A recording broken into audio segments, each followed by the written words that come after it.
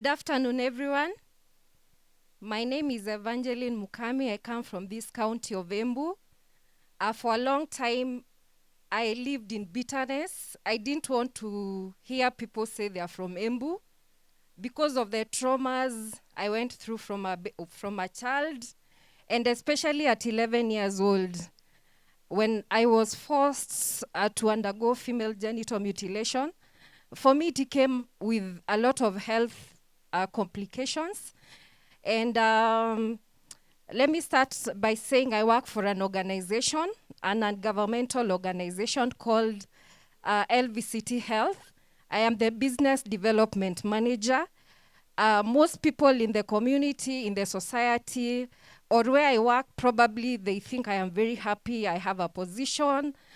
But for many, many years, I lived in a lot of pain. The female genital mutilation came with health conditions. I developed a cyst at 12 years old. And I didn't know who to talk to, the person to go to.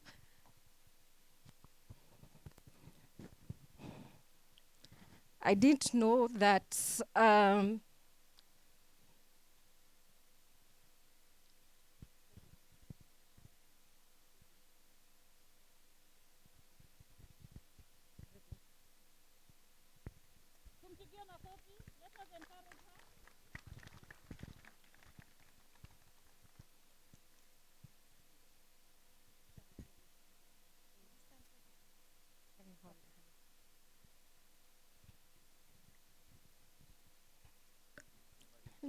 actually, I didn't know today I would break, but it breaks my heart to see that it's a tradition that is still going on.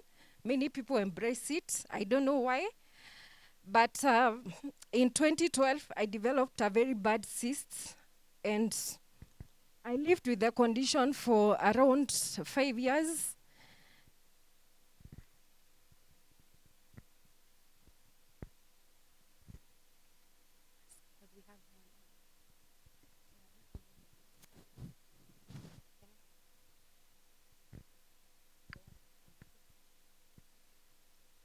So eventually, I got to seek medical treatment, not because of the FGM. I actually didn't know there was a relationship. And having gone through FGM, having even to go for medical checkup for your private part, it becomes very difficult, including things like pap smear. So I got the courage, went to a medical practitioner, and I went the first surgery. In total, I underwent 4 major surgeries, but the breakthrough was this year, 2019, when I met Madam.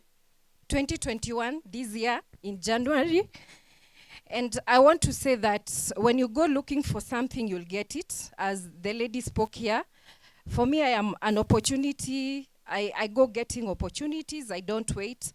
So 2019, I met Madam. 2021, Madam CEO in the office. She spoke to me about this Dr. Adan, and I had lost hope. I had given up seeking treatments. It was at the point of a separation with my husband.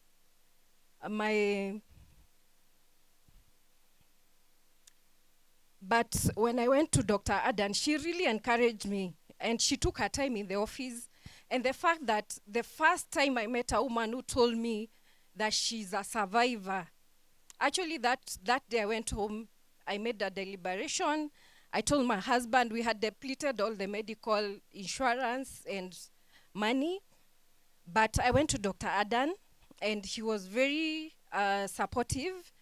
He spoke to me about the process, the procedure, and he was very human. He gave me success stories. He gave me survivors to talk to. And I told him, Daktari, I don't have money at the moment. And he asked me, how much do you have? I said around 150,000, and say, come, we will talk. Actually, when he did the calculations, the entire procedure was about 300,000. I had almost spent 2 million already, over 10 years in pain, and I went for the procedure. It was an anxiety moment, very anxious, but immediately after the procedure, I started my healing process. One thing, Dr. Adan encouraged me to bring my husband on board and also to get counseling, because I was very bitter. I was a very bitter person. If you did something wrong to me, I would never forgive you. In the office, I was this bossy person. You must do it. Why aren't you doing it? As in, I was living a super life, as in, and for the counseling session, I was able to go through my pain. Every time I confronted my mother, I didn't actually tell my mother I had a medical condition, but it was a lot of bitterness to her. Why did you do this? But this year, after the surgery, after the therapy sessions, personally, I would say that even by the time I was doing the video, it was a friend of mine. I shared the story and I told him that the procedure was a success. He's into the media and he said that you can do a video. And I said, what for? I don't intend to tell my story to anyone. But he said, you've gone through a lot. Your story can actually reach out to people, can bring healing and hope for other people, other women, other girls in the community. So that's where the story started. I am totally healed. I'm enjoying my sex life fully. And yes, I am bringing up my children in a less toxic environment. I am a super wife, and I feel I am happier. I think for the past, since when I was 11 years old, this is a time I can say I'm living a life, a human being life, a full life.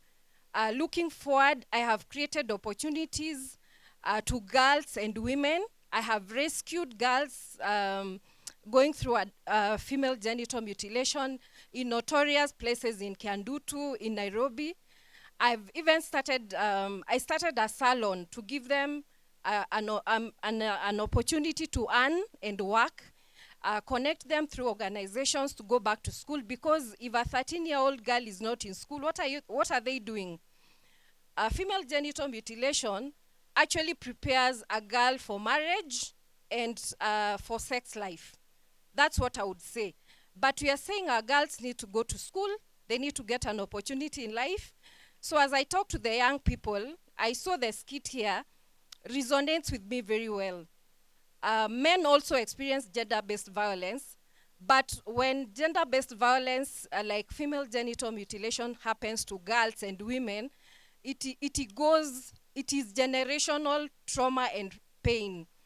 So I intend to use my story to reach out to the unreachable, to go to the community. I've had even sessions with those women who circumcise girls in the community.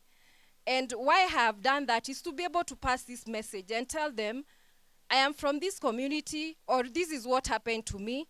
Have you had your girl circumcised? And the person would be telling you no. So why are you circumcising other women's girls? And the reason is because they want a pay. So it's a conversation that will not end today. We've just started the conversation. The beauty is when people have started to talk about things, we get solutions, and we are able to embrace the change. So I'd urge the young people to speak out, work, and move away from poverty. Because one of the contributing factors to FGM is poverty. Passing on cultures that are past time, because I have nowhere else to go. If today my husband or my family decided to push my girl to FGM, I have a job, I can start a business, I can easily walk away. So let's empower ourselves, empower our communities. Namura adhimwe muno.